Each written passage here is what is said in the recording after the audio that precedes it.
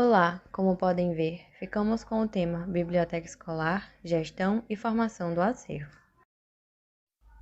Desse modo, antes de dar o conceito do que vem a ser a biblioteca escolar, cabe dizer que ela representa uma das áreas mais importantes para as instituições de ensino, visto que por meio dela os educadores conseguem realizar uma série de atividades que visam estimular o gosto pela leitura nas crianças e nos jovens, assim como também ela é uma parte fundamental para o processo de alfabetização. Agora podemos dar o primeiro conceito do que vem a ser biblioteca escolar. Dessa forma, a biblioteca escolar pode ser vista como um espaço que proporciona a prática da cidadania, a busca pelo conhecimento, o lazer e o acesso à informação. Além disso, podemos ver a biblioteca escolar como uma ferramenta no processo de ensino-aprendizagem e também no desenvolvimento mental dos interagentes na fase escolar. O segundo conceito que trouxemos foi que a biblioteca escolar é uma instituição onde estão organizados os itens bibliográficos e as informações de maneira que satisfaça seus usuários, despertando-os para a pesquisa, para a leitura também, e também desenvolvendo neles a criatividade e a consciência crítica. Sendo assim, vale ressaltar que para ocorrer o fortalecimento da missão da biblioteca escolar, é necessária a organização da equipe de gestores e professores, de modo a garantir a igualdade de oportunidades no acesso à informação e também no apoio à aprendizagem de todos os integrantes. E quando falamos desse papel participativo na formação da biblioteca, estamos falando também sobre algo que vai ser atrativo para os alunos, pois se eles virem que a biblioteca tem uma boa gestão, na qual inclui todos os processos realizados no local, como atividades pedagógicas, empréstimos de evolução e entre outros, eles vão se sentir instigados a procurar aquele ambiente informacional para ter acesso às informações presentes nele. Antes de dar o conceito do que viria a ser a gestão, podemos falar que esse processo de gerenciamento tem foco na eficiência e na eficácia, buscando a rapidez e os resultados satisfatórios que atendem às necessidades de informação dos usuários. Sendo assim, o conceito de gestão pela qualidade, que foi a nomenclatura utilizada em um dos artigos que ficamos, diz que é uma maneira de organização da biblioteca em que é visado garantir aos serviços as características que estão na expectativa dos usuários. É importante salientar que na gestão não está envolvido somente a parte técnica, mas também a possibilidade de ampliação do papel do bibliotecário, visto que o bibliotecário, a partir da gestão, contribui para a formação do leitor e também contribui para o desenvolvimento do senso crítico desses. Quando falamos da ampliação do papel do bibliotecário, estamos falando que ele pode promover atividades estimulantes, como, por exemplo, saraus, horas de conto, ou também ele pode simplesmente apresentar um mural com oferecimento de atividades culturais naquele ambiente, pois isso proporcionará aos estudantes uma visão mais ampliada do que viria a ser o bibliotecário, assim como ele também estava fazendo o seu papel, que é transmitir a informação, utilizando meios atualizados, e que de certa forma provocará nos alunos um sentimento de curiosidade para saber o que mais que um bibliotecário pode fazer, se ele já seria o gestor da biblioteca e também já seria aquele provedor de informações, de eventos, de atividades estimulantes. O papel do bibliotecário, a quebra de estereótipos e formação de leitores. Quando se fala do papel do bibliotecário, muitas pessoas dizem coisas como: é aquele que fica na biblioteca pedindo silêncio? Ou é a pessoa de óculos e com a cara enfiada nos livros? Esses estereótipos ainda estão no imaginário de uma grande quantidade de pessoas. No entanto, à medida que os tempos mudam e o profissional da informação evolui, aos poucos esse ideal é rompido. O bibliotecário possui um papel tão importante quanto qualquer outro profissional ligado à disseminação de informação e conhecimento. No caso do bibliotecário no cenário da biblioteca escolar, ele não está apenas ligado à organização do acervo, catalogando, classificando ou indexando documentos. Pelo contrário, ele tem papel fundamental ao estimular a leitura de estudantes das mais variadas idades. Nesse sentido, o bibliotecário precisa possuir uma postura ativa e estar por dentro das tendências do mundo juvenil, avaliando seus gostos e buscando trazer livros que atraiam esse público para a biblioteca, acrescentando mais do que livros didáticos, e sim livros que instiguem a leitura reflexiva e crítica e ao mesmo tempo prazerosos, com doses de romance, fantasia ou terror, por exemplo. Um exemplo de leitura para atrair esse futuro público leitor está nos contos de fadas, com lições valiosas que o leitor terá ao fim da leitura, criando assim um certo vínculo do leitor com a obra lida. Ilustrando essa ideia, como sugestão de obras que certamente poderiam estar em muitas bibliotecas escolares, formando novos leitores, a coleção de livros inspirados na série coreana Tudo Bem Não Ser Normal são ótimas opções, em que tanto na trama da série asiática quanto na vida real, o conteúdo dos livros atrai crianças e adultos, mesmo que de maneiras diferentes, ao gerarem reflexões e tocarem na alma de quem lê, evidenciando o papel transformador da leitura, ajudando pessoas a superarem traumas e seguirem em frente, aprendendo com cada passo nessa jornada. Voltando a esse papel desempenhado pelo bibliotecário, é interessante ver como ele admite tanto a função de educador, estimulando a leitura, buscando por informação e conhecimento, quanto de gestor, organizando o acervo e a dinâmica do ambiente da biblioteca. Ou seja, o bibliotecário tem a função de gestor e de educador, buscando a oferta de serviços através da avaliação no uso de ferramentas de gestão e qualidade, propiciando o acesso e uso da informação para todos. Para tanto, os bibliotecários devem fazer uso de ferramentas de gestão ou qualidade para melhorar o funcionamento da biblioteca, planejando, organizando e avaliando seus serviços, almejando boa qualidade do que está sendo oferecido pela instituição. Ou seja, as ferramentas de qualidade são instrumentos para identificar oportunidades de melhoria e auxiliar na mensuração e apresentação de resultados, visando o apoio à tomada de decisão por parte do gestor de processo. Um exemplo de ferramenta que pode ser usada não apenas no cenário da biblioteca, mas também em vários outros setores é o brainstorm, idealizado pelo publicitário norte-americano Alex Osborn, da década de 30. Trata-se de uma atividade com dinâmica grupal, em que os participantes da reunião expressam suas ideias de forma leve e descontraída, criando assim uma tempestade chuva de ideias, em que a qualidade das ideias não é o foco, mas sim a quantidade que os participantes apresentam para a solução de determinado problema. Para essa técnica, é recomendado que o ambiente seja confortável para todos os participantes que compõem aquela reunião, uma vez que os indivíduos são distintos uns dos outros e cada um necessita de algo específico para se sentir bem em algum lugar. Além disso, a presença de alguém que conduza a atividade, sem interferir nas ideias, é essencial para o bom funcionamento desse método. O brainstorming apresenta uma sequência de 5 passos, em que o primeiro deles seria a introdução, a questão a ser pensada ou discutida. Em seguida, surge a criação de ideias, o turbilhão de ideias dos participantes daquele círculo. Depois da chuva de ideias, segue-se para o terceiro passo, a revisão. Nesta, as ideias são listadas enquanto se busca retirar qualquer dúvida sobre o entendimento das palavras. No quarto passo está a seleção, que consiste em hierarquizar as ideias e eliminar as que de alguma forma não são adequadas, levando em conta a opinião de todos os participantes. E por fim, está a ordenação, onde a priorização das ideias são feitas. O diagrama de causa e efeito, também conhecido como espinha de peixe ou diagrama de Ishikawa, é outro exemplo de ferramenta que pode ser usado para evidenciar ou organizar as causas de determinado problema, sejam elas positivas ou negativas. Para este método, deve-se tomar como partida a definição do problema a ser analisado, e logo em seguida analisar a maior quantidade de causas responsáveis na criação desse problema, usando da técnica do brainstorming para isso, e questionando o motivo do problema estar acontecendo. Para ajudar nesse processo, pode-se analisar os fatores referentes à medida, método, material, máquina, mão de obra e meio ambiente.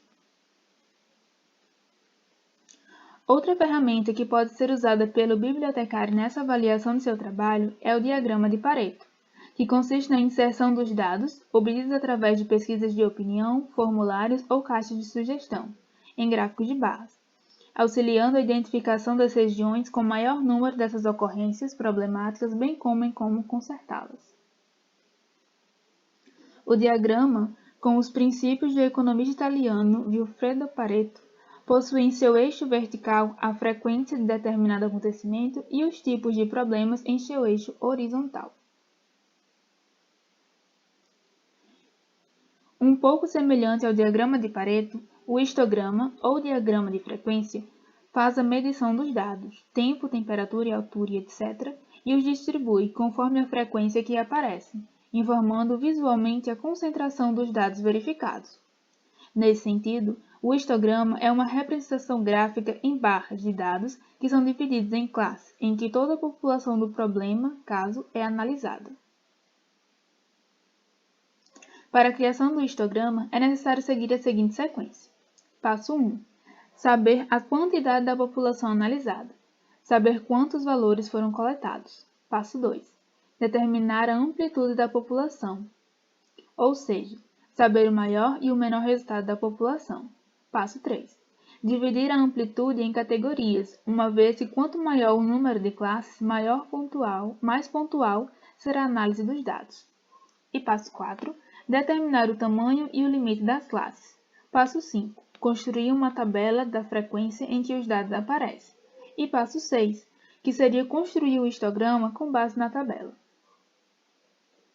Assim, a base de cada uma das barras representa uma classe, e a altura, a quantidade ou frequência absoluta com que o valor da classe ocorre.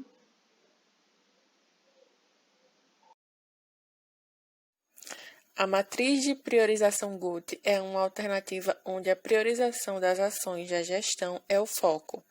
Cada letra da sigla representa um tópico a ser desenvolvido. Nesses tópicos, iremos ver sobre a gravidade, que é o impacto do problema nas operações e na equipe que será envolvida no processo. Urgência, que trata-se da brevidade necessária para que se possa resolver o problema. E sua tendência, que é a apresentação da melhora ou da piora do problema. Os problemas serão analisados levando em conta 5 itens prioritários, como ilustrado na tabela a seguir, que mostra os níveis de gravidade, urgência e tendência que precisam ser atendidos pela gestão. Quando este processo ocorre, o próximo passo a ser seguido é a soma. Quando se alcança o processo da soma, essa é realizada horizontalmente por seu total, o que acaba por tornar a tabela hierárquica.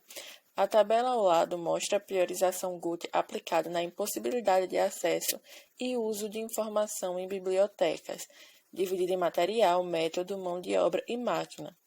Quando finalizada essa fase de acessibilidade, preenchendo e somando os níveis de gravidade, urgência e tendência, a sequência da matriz se torna o foco. O ciclo PDCA é aplicado na melhoria e em processos de produções de serviço.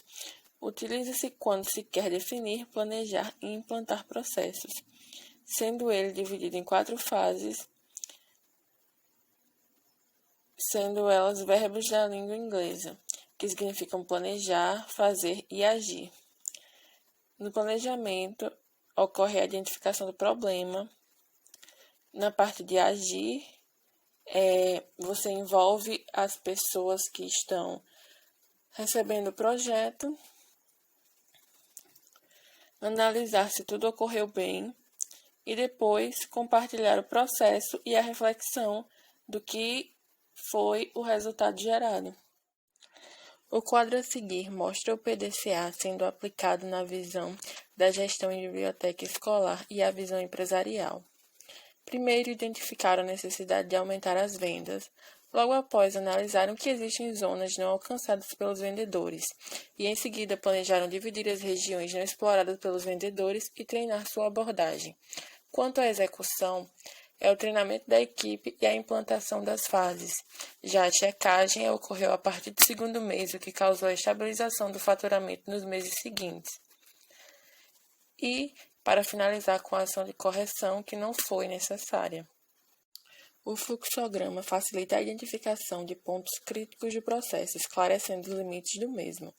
identifica e orienta a tomada de decisão dos gestores, sendo também útil para apresentar o processo a novatos em empresas ou para definir um layout adequado para determinado setor.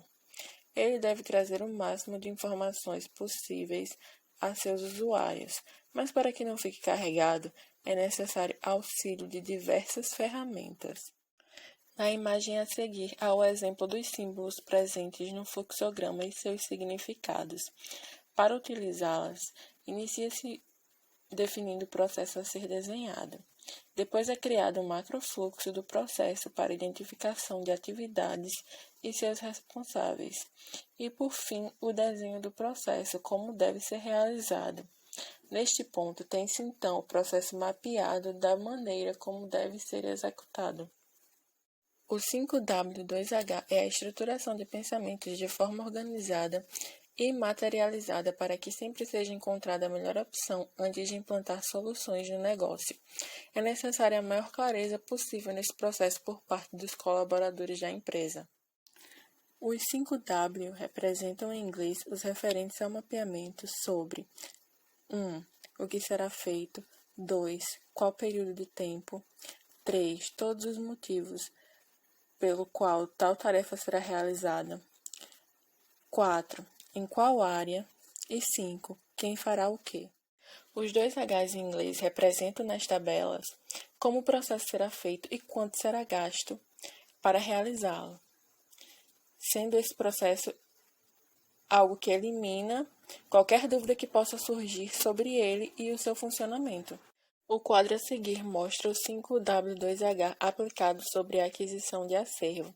Mostra a identificação e a proposta de soluções para ele, seguindo cada passo necessário para que o processo passe a existir. Quando as tarefas são designadas, o projeto acaba saindo do papel e passa a se tornar realidade. Os três processos unidos são ferramentas essenciais para instituições educacionais. É preciso a utilização de cada um deles para que se possa ter algo que norteie os profissionais em cada etapa deste árduo trabalho que é a gestão de acervos.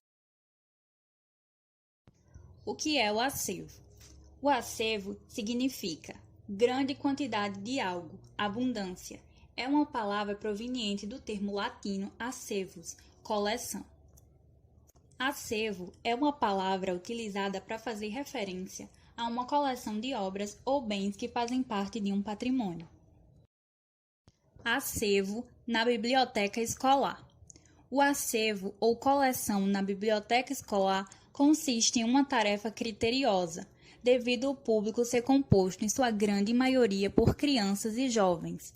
Deve ser realizado levando em consideração o projeto pedagógico da escola, para que o acervo esteja de acordo com a filosofia da escola.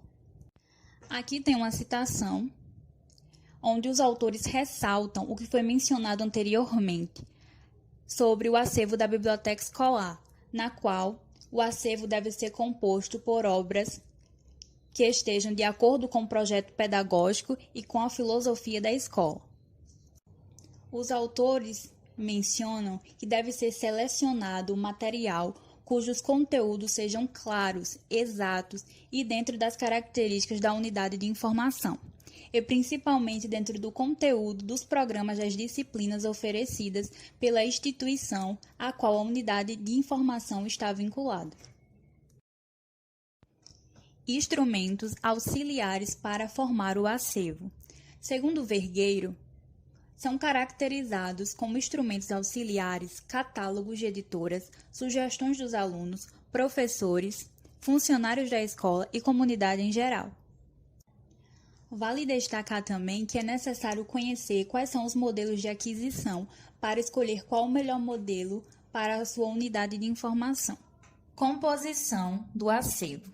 Segundo Campelo et al., é sugerido a utilização de jornais, revistas, enciclopédias, dicionários, almanacs, palavras cruzadas, livros de receitas culinárias, além de uma variedade de artefatos gráficos, como textos de embalagens, rótulos, anúncios, slogans, cartazes, folhetos, cartas, bilhetes, cartões, convites e etc. Os acervos das bibliotecas devem conter tanto materiais impressos como digitais, e o espaço da biblioteca deve proporcionar também, se possível, o acesso a computadores e à internet, pois as informações possuem diversos tipos de formatos e suportes que devem estar à disposição dos usuários.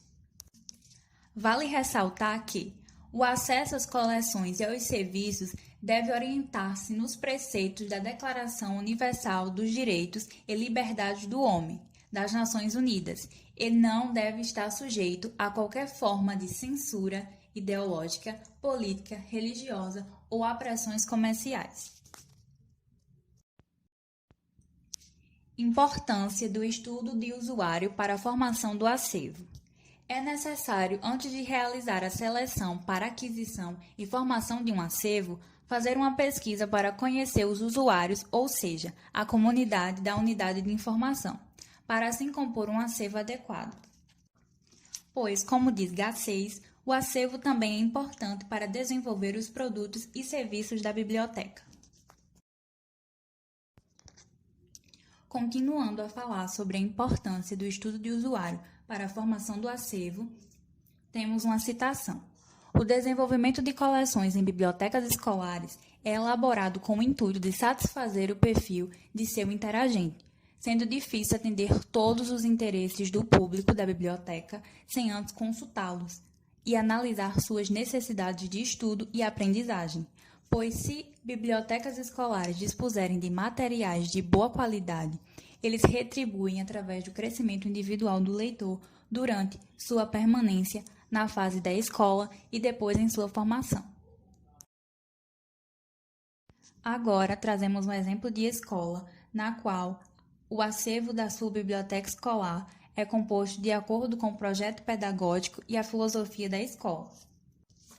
A escola chama-se Waldorf Anabá, fundada em 17 de março de 1980, primeira escola Waldorf de Santa Catarina.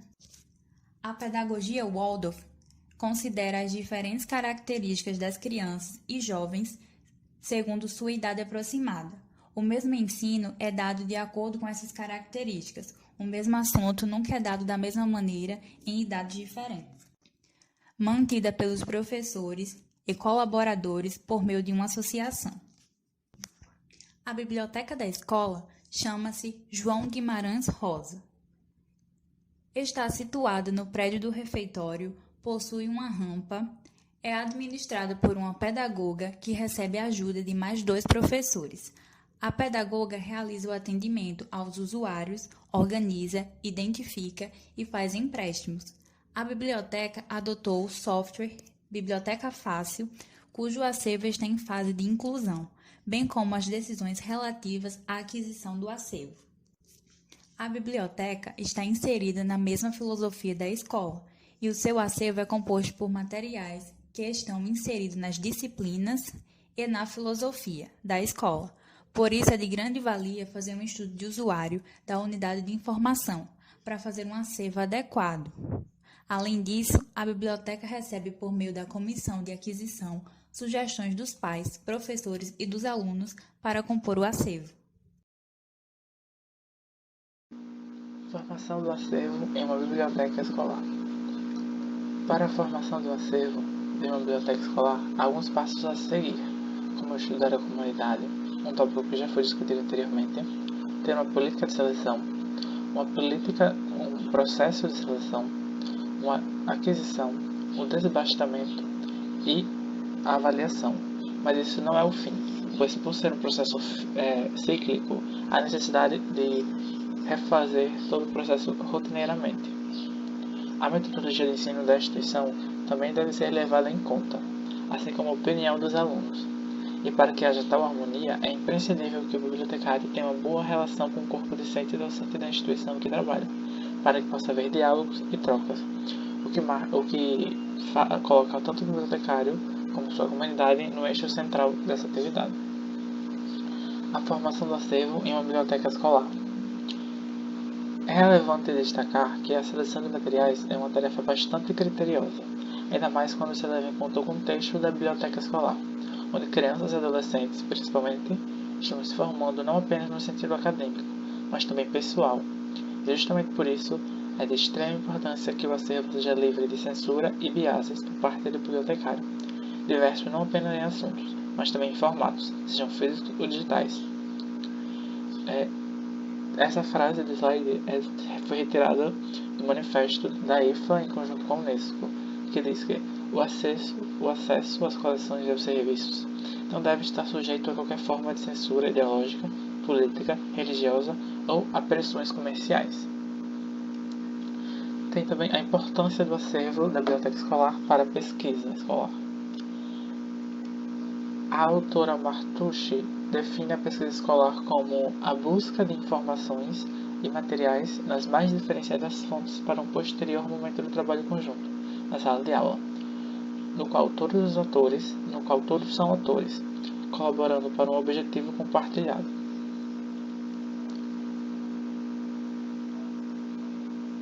Isso posto, podemos entender que não existe espaço mais adequado para tal atividade do que a biblioteca escolar, pois ela já se encontra no ambiente físico da escola, facilitando seu uso por parte dos alunos. Sendo assim, vale destacar mais uma vez a importância do acervo seguir a metodologia de ensino da escola, assim como a necessidade de uma estreita relação bibliotecário-professor. É relevante ainda considerar que a biblioteca promova a consulta virtual, dispondo de computadores conectados à internet, para que o aluno, contando com as orientações do bibliotecário, encontre êxito em suas buscas.